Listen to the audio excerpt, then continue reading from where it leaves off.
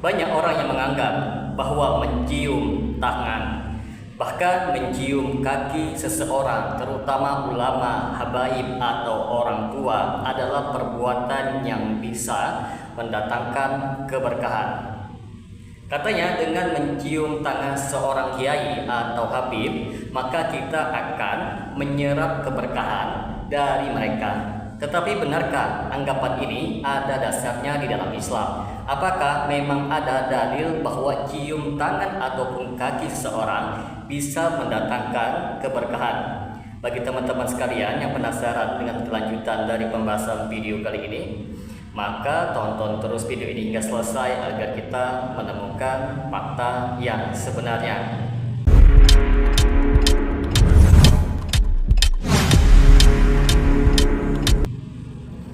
Assalamualaikum warahmatullahi wabarakatuh. Jumpa lagi dengan saya Rio Mulyadi di channel Manhaj Dakwah.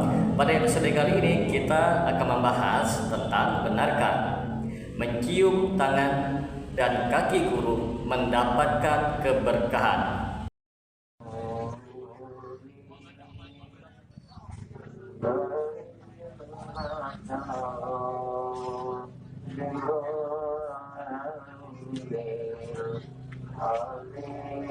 Kalau orang itu setiap ketemu dia sama dia harus cium tangan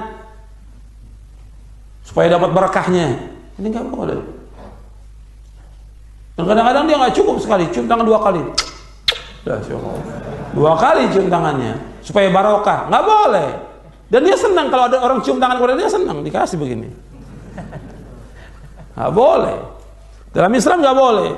Sama seperti orang, ya, ini sering juga antum salaman ini begini. Ini nggak boleh, biasa aja salaman. Rasulullah SAW ketika bertemu dengan sahabat bertanya, Rasulullah, kalau kita bertemu apakah kita nunduk begini? Tidak, biasa aja. Kalau kita kan biasa sampai nunduk-nunduk begini, nggak boleh. Atau numpang-numpang begini, ya. Ini nggak boleh dalam Islam, tidak boleh. Tidak boleh dalam Islam. Ini ruku dan sujud itu milik Allah. Nggak boleh orang itu membungkukkan dirinya begini, nggak boleh dalam Islam, tidak boleh, tidak boleh. Sekarang ini kan masih, ya, masih banyak. Kemarin saya tegur juga itu, ada yang salam bungkuk begini, ada cium tangan begini, nggak boleh, nggak boleh. Biasa Islam seperti ini. Jangan dibiasakan kita untuk membungkuk kepada orang lain, tidak boleh, tidak boleh dalam Islam. Jadi menghormat kepada guru biasa Islam. Kepada orang tua dia mau cium tangan boleh, tapi tidak seperti orang ruku dan sujud, tidak boleh dalam Islam. Jadi ini masih banyak terjadi, ya.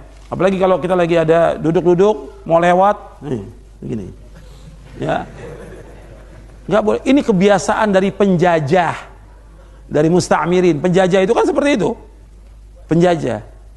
Kita ini tidak boleh. Kita harus biasa aja, jalan biasa aja. Jadi jangan membungkuk, menunduk dan segala macam.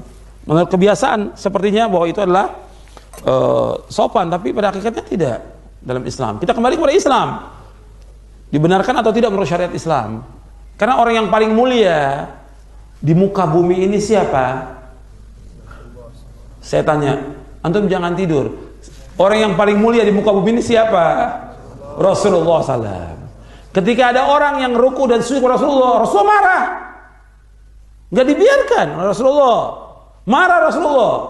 Ketika ada berapa sahabat sujud kepada Rasulullah, marah Rasulullah. Sampai Rasulullah katakan, "Lau kuntu amiran ahadan ayasjuda li ahadin la amartul mar'ata an tasjuda li zawjiha." Kalau seandainya boleh seorang itu sujud kepada seorang, aku akan suruh seorang wanita sujud kepada suaminya. Kalau boleh, tapi tidak boleh. Waktu itu mereka memberikan alasan, kenapa kalian sujud? Tidak boleh kalian sujud. Mereka hanya kepada Allah. Kata mereka apa? Ya Rasul, aku lihat orang-orang Nasrani sujud kepada pendetanya mereka. Tidak boleh kalian sujud. Baru Nabi sabdakan hadis ini, "Lau kuntu amiran ahadan ayyasjuda li ahadin la amartul mar'ata an tasjuda li zawjiha." Kalau seandainya boleh seorang itu sujud kepada seorang, aku akan suruh seorang wanita itu sujud kepada suaminya. Kalau boleh, tapi tidak boleh. Pertama-tama kita perlu memahami bahwa keberkahan atau barokah di dalam Islam bukanlah sesuatu yang bisa dipindahkan secara fisik seperti benda. Barokah adalah kebaikan yang tetap bertambah dan datang dari Allah. Hanya Allah sumber segala barakah. Jadi kalau seseorang mengatakan saya mau mencium tangan Ustadz biar mendapatkan berkah, maka harus dijelaskan terlebih dahulu. Barakah yang seperti apa yang dimaksud? Apakah barakah dalam bentuk harta, ilmu, atau hati yang lembut? Karena hakikatnya teman-teman, barakah datang dari Allah Subhanahu wa Ta'ala, bukan dari tangan seseorang. Memang benar dalam beberapa riwayat disebutkan bahwa para sahabat pernah mencium tangan Nabi Shallallahu Alaihi Wasallam. Misalnya dalam hadis riwayat Abu Daud itu disebutkan bahwa ada seseorang sahabat mencium tangan Nabi Shallallahu Alaihi Wasallam. Tapi penting untuk dicatat, mereka mencium tangan Nabi karena beliau adalah Rasulullah Shallallahu Alaihi Wasallam, manusia yang paling mulia yang Allah pilih dan berkahi secara langsung oleh Allah Subhanahu Wa Taala. Itu bukan kebiasaan yang umum untuk mencari berkah dari manusia biasa. Mereka melakukannya sebagai bentuk penghormatan, bukan ibadah atau ritual pencarian berkah. Berbeda halnya dengan fenomena yang terjadi di sebagian masyarakat yang sekarang ada yang mencium tangan habaib atau kiai sambil berdesak-desakan, seolah yakin bahwa dengan menyentuh atau mencium tangan mereka hidupnya akan penuh keberkahan, rezekinya pun lancar dan doanya lebih cepat dikabulkan. Bahkan ada yang ekstrim sampai mencium kaki. Ini bukan hanya keliru teman-teman, tetapi berbahaya karena bisa menjerumuskan kepada hulu, yaitu berlebihan terhadap manusia. Dalam Islam, penghormatan terhadap orang yang lebih tua atau yang berilmu itu dianjurkan. Mencium tangan orang tua sebagai tanda hormat atau karena cinta dan penghargaan, itu saja boleh. Tetapi ketika niatnya berubah menjadi ingin mendapatkan keberkahan dari tubuhnya, disitulah masalahnya muncul. Karena keyakinan seperti itu tidak pernah diajarkan oleh Nabi Muhammad SAW dan para sahabatnya. Mereka tidak pernah mencium tangan Abu Bakar, Umar, Utsman ataupun Ali dengan niat mencari keberkahan dari tangan mereka. Padahal mereka semua itu jauh lebih mulia dibandingkan siapapun di zaman sekarang. Nah, kalau kita perhatikan sumber barakah dalam Islam itu ada dua teman-teman, yaitu perkara yang Allah tetapkan barakahnya di dalam Al-Quran dan As-Sunnah.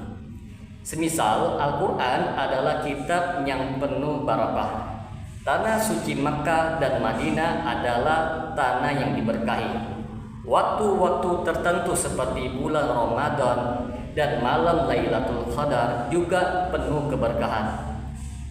Lalu perbuatan yang sesuai dengan sunnah, amal yang sesuai dengan syariat akan mendatangkan barakah dari Allah Subhanahu wa Ta'ala, karena Allah memberkahi ketaatan, bukan ritual yang tidak ada tuntunannya.